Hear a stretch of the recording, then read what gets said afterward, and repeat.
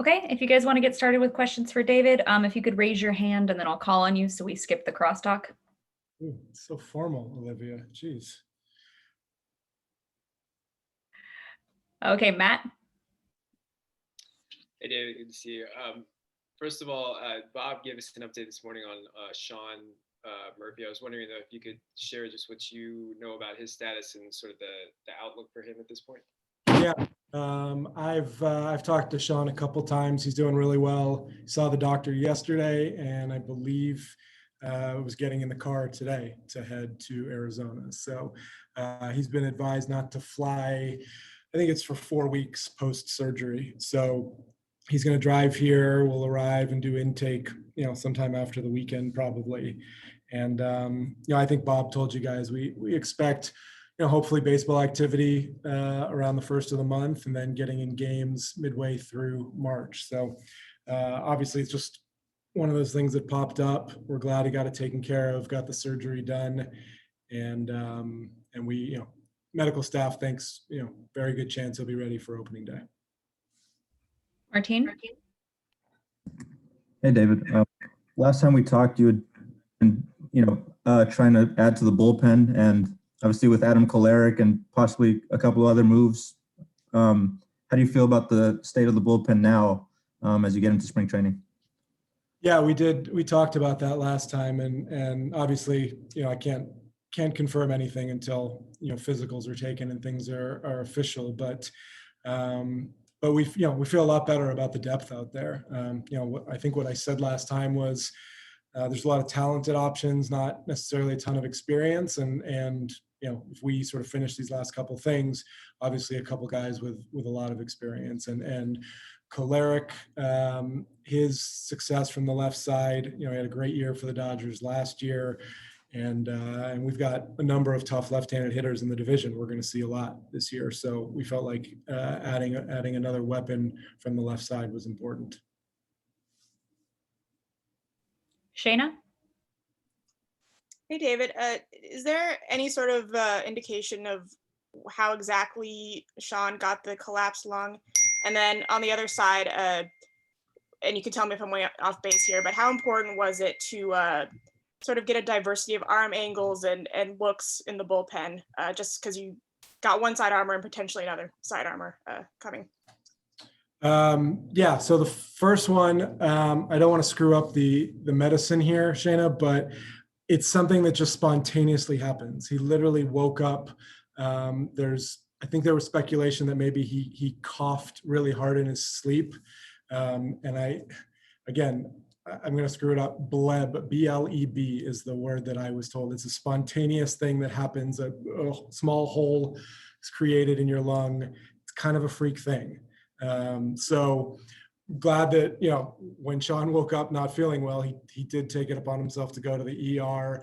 There was a chance to avoid surgery here, but he also was advised that there's a chance of recurrence sort of within a short period of time. And I don't think he liked the idea of just sort of being out there in the world, not knowing if this was going to happen again. So like I said, he got the surgery done, took care of it, and only is going to send him back a few weeks.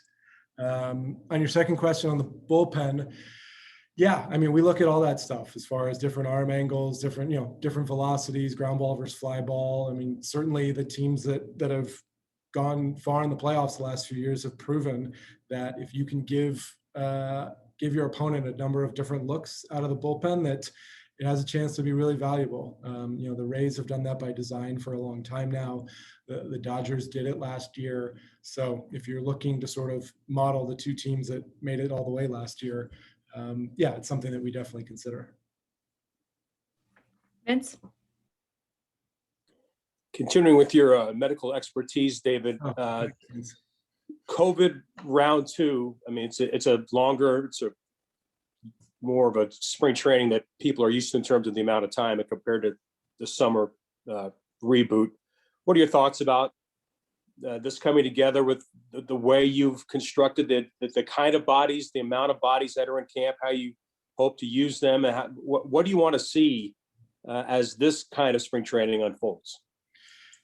It's a lot different, and I think when you guys come down here, you'll sort of see the pace of things, the way things move. It's not your typical spring. I mean, our guys were on the field today from 10 to 2:30, which in a regular spring, the first day, you guys know you're out of there by noon. It just, everything takes more time the way it did last year during the season and summer camp. You've got, separate stretch groups, and you've got, smaller groups of pitchers and only a few guys in the bullpen at a time. So I think we understand now, having gone through what we did last year, that you just have to prepare differently. I mean, you don't build the team any differently. You don't necessarily bring more guys into camp. I mean, I think our major league camp is, in the low 60s, which is what we usually are. We have the additional guys in mini camp, but we would have that anyways. And we always have a 25 to 30 man mini camp running, because, you need extra players for major league games. So, there's obviously just a ton of awareness of the protocols and all the things that are different than they would be in a normal year. But clearly everyone who's here and everyone who's doing it understands it's worth it to try and get started on a normal schedule. So it's pervasive. It's everywhere. We're walking around with masks, we're changing schedules, we're eating food out of, to-go boxes. Like, you can't not think about it and see it when you're around, but ultimately, again, this is what needs to be done for us to start spring training today. And one follow-up to that, about Bob mentioned about the possibility of each day may be different in terms of the number of innings that a game will be played, whether it's the Dodgers or the Indians or Milwaukee, whatever the case might be. How do you view that? How do you see that coming together? How important is it to make sure you can get 9 innings because you want X number of people to get a look at, or you need to cut it back for other reasons? Yeah, I think the way we look at it, the goal of spring training is always to get ready for opening day. Like, how you do that probably looks different from year to year. So I think it's nice to have the flexibility of a 7-inning game, or, rolling an inning after 20 pitches, whatever the case may be, because these are, this is a different environment. We got a lot of pitchers coming off of a year where they had limited work. We've got guys who were limited in what they were able to do this offseason, depending on where they live. So to have that flexibility in the first couple of weeks of games, I think is important. And we'll have to, get together with other teams. The managers will get together to figure out, how many innings you want to play, how many pitchers you need to get into a game. We still have a lot of guys in camp who need innings, need at bats. So you don't want to cut things down significantly. But I think we'll really appreciate the flexibility those first couple of weeks when we get a better sense of where everybody's at after 10 days or so of camp. Matt? A couple things. First, Frankie's situation, was that something that came up during the intake process, or was that before he had reported? It was prior to intake. And is Bob made it sound like there's at least a hope that potentially he could be in camp fairly soon.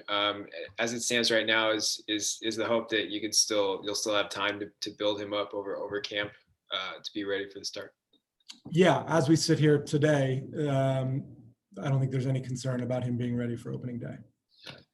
Also, having addressed the bullpen needs a little bit now, are there other areas where you guys are still potentially looking to add to the roster as camp gets going? Yeah, we have some conversations going still, both, some of the free agents who are still out there, maybe some trade conversations. So I don't think that's atypical of this time of year, still looking to see if there are opportunities to add to the club. So, but nothing imminent. And again, I think I said the bullpen was really the priority. So we want to make sure we got that done. Martin? David, with Mike Fiers back in the mix and AJ Puck possibly being stretched out to a starter, do you see a possibility for a 6-man rotation? I know there's a lot of things that could play out over the next few weeks, but would you say that's a possibility? We haven't talked about a 6-man rotation, Martin. I mean, that said, there are going to be a lot of variables. I mentioned earlier, you've got guys coming off of, abnormal workloads for the season, and we have to be aware of how they feel first few times through the rotation. But a 6-man rotation is not something that we've discussed. I think we should have a good amount of experience in that group. And we're gonna, we'll see in what way AJ can best impact the team and have the option to use him as a starter. He's pitched out of the pen before in the big leagues, obviously. But for right now, we've got 6 weeks to figure it all out. Manolo? Hey, David, how are you? Good, Manolo. Nice to see you. Nice to see you too. A lot of late signings, but not only by you guys, but a lot of teams, they're doing late additions this year. Could you talk a little bit of how much difficult in comparison to the past this has been for all of you general managers to put the teams together, taking in consideration all the things, the pandemic, the short season before this, etc.? It was a different offseason. I think there was a lot of uncertainty, going into the free agent market. I think you see a lot of the late signings made because, we all kind of found out a few weeks ago that, we're actually going to start on time. I think up until, MLB and the Players Association kind of got together and went back and forth with some proposals, I think in the back of everyone's mind was, we're not quite sure we're going to start on time. There's always that chance. And when it became, more of a reality, a lot of people on both sides, I think, kind of sprung into action. So, look, I hesitate to talk about how difficult any of this is in the face of what are actually difficult. But yeah, I think it was a strange, uncertain off season, and when things did become more certain a few weeks ago, you saw a lot of free agents sign. You saw some trades being made, and everybody kind of realizing that, we should probably be ready to start on February 17th. Yeah, one other thing, now that with the pandemic, of course, affecting the whole world, the visa situation is always a problem for all teams. And Bob was saying to us a few hours ago that Carlos Perez is still missing because of visa. Do you see this this year, depending on politics of different countries, as a bigger problem than before, getting your players here in time? I think we found some unique challenges for sure. Venezuela in particular, I think has been difficult for players renewing passports and getting visa appointments. So that, I know that's what Carlos has run into. Diolis Guerra as well is going to be late. So, it's something we deal with every year, as you know, with the politics of it and just sort of the dealing with Homeland Security on the visa issues. But so far, we don't think there's anything that's insurmountable, and hope to get all those guys who are a little bit late into camp within the next week or two. Thank you. Janie? Hi, David. Hi, Jane. Farhan was saying that some contracts now they're working to put a community clause in there. I'm trying to remember if you've done something along those lines. He said it's something that gets discussed maybe a little bit more. Maybe it depends on the player you have, whether they seem to be someone who's going to want to go and do that or contribute to your foundation or community wise. Are you seeing more of that? And is it more of a payroll flexibility type thing? And I know you're not in the same bracket necessarily as the Giants, but are agents and players talking about those things they want in their contracts? It's been around for a while. I will say, to my knowledge, we don't have anybody that we've done it with. We have, we actually have discussed it over the last few months. And I don't know that it creates a payroll flexibility for us. It's typically, it's a benefit to the player, I think, from a tax standpoint, and obviously helps the organization. I do know that actually in Elvis Andrus's contract that we inherited from the Rangers, he had a clause in there where he made a donation to the Rangers Community Fund, and Catherine and our community folks were going to reach out to him about continuing that. But no, it is something specific we've discussed over the last couple of months, but to date, not something that we've done with anybody we've signed here. Okay, if Andrews decides to do that, would you let us know? It's kind of an interesting, I don't know. It seems like kind of an interesting thing that maybe Maybe it's not relatively Yeah, new. we can make a note to check with Catherine. I know her group was going to follow up on it. Okay, thanks. Matt? I don't think we've talked to you since you guys signed Jed Lowrie back on the minor league deal. Just what did you see from him to think that maybe he can, bring something into camp, and how does he change, affect, add to that potential mix at second base competition?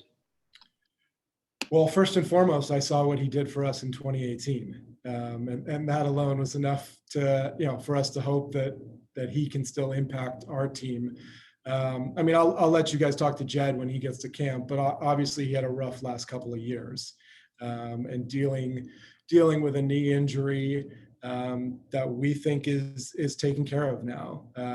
We've looked at the surgery that he had. We've talked to Jed. I mean, one of the advantages we have in this situation is we know Jed really well, and I think our medical staff has done as good a job as anybody in Jed's career of keeping him on the field. I mean, you look at the numbers and the games he played here as compared to other places. I'm very proud of the way our medical staff kept him on the field. So, I mean, there's obviously concern for a guy who hadn't played in 2 years, and we're sort of you take Jed at his word that he still has a lot to play for, and really wants to go out and still improve, that he's capable of impacting a team. So we'll get him work at second base. We obviously have a DH spot that right now looks like it'll rotate amongst a number of guys. So that'll be a good place to get him off his feet and get ABs for him.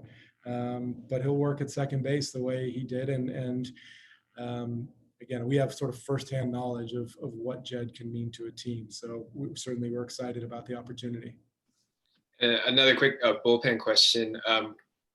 When you look at just the potential of having to, or I guess, name a closer, do you guys, is it a preference? Is it a priority, something that you would want to do to designate one closer, or is there potentially going to be a consideration to kind of mix and match the late innings, be a little bit more flexible there, maybe for the ninth with some of the guys that you have, rather than having one guy designated there?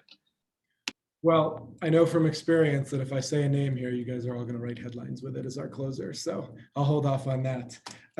Look, it's up to Bob and Emo. I mean, they're down there, they're making the decisions. We'll talk about it over the next 6 weeks and see where we land. But ultimately, I know the guys in the bullpen appreciate the way Bob runs things down there, and it'll be a conversation we all have during spring training. Vince? David, it always seems at this time of the year that around baseball, they look at your club and they say it's going to be a challenge for them to be competitive, and you're competitive and you're playing October baseball. Given that you had to fight through tough decisions with 10 free agents and making those decisions, then putting your club together, if you have your two corner guys, one healthy and one with Matt Olson doing more of the Matt Olson things you've seen in the past, and other internal pieces that you've had, do you still see that, plus with an entire rotation coming back, as reason to believe that there shouldn't be any surprise that this should be a competitive club in 2021?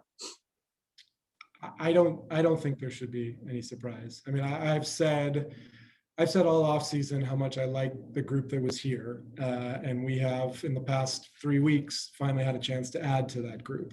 So the guys you mentioned, there's a group of position players who we have every reason to believe are going to continue to get better, and Murphys and Olsons and Chapmans and Laureanos and Canas, those guys should be better than they have been, and we return a very good rotation, and like I said, we've now added stability at shortstop and made improvements in the bullpen. So I hope it's not a surprise that we expect to compete and defend the division title.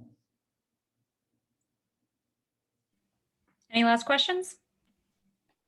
One quick one, just how wide do you see the field maybe for playing time in left field? Just Grossman kind of had that nailed down for a lot of last year, but now do you see the potential for maybe using that spot with multiple guys, several guys, or are you hoping that there's maybe one that kind of rises to the top? I think the outfield mix overall is going to have to play out over the course of the spring. Obviously, returning Chad, Canna, Laureano, and Piscotti were very right-handed. There are a lot of left-handed options here to make the team. With Kai Tom, with Seth Brown. Tony's played out in the outfield. He's going to get some time out there, and other guys in camp, everyone from Fowler to Bolt to Barrera. Look, there are all these options. Cody Thomas is going to get a look here. So I think we know that there needs to be some left-handed option out there, but I don't know that we're going to sort of nail down who the left fielder is or what the left field platoon looks like or anything like that right now. But it's a good group to draw from. All right. Thank you, David. Okay. Nice to see y'all. Thanks, David. Thank you very much, David. Thank you.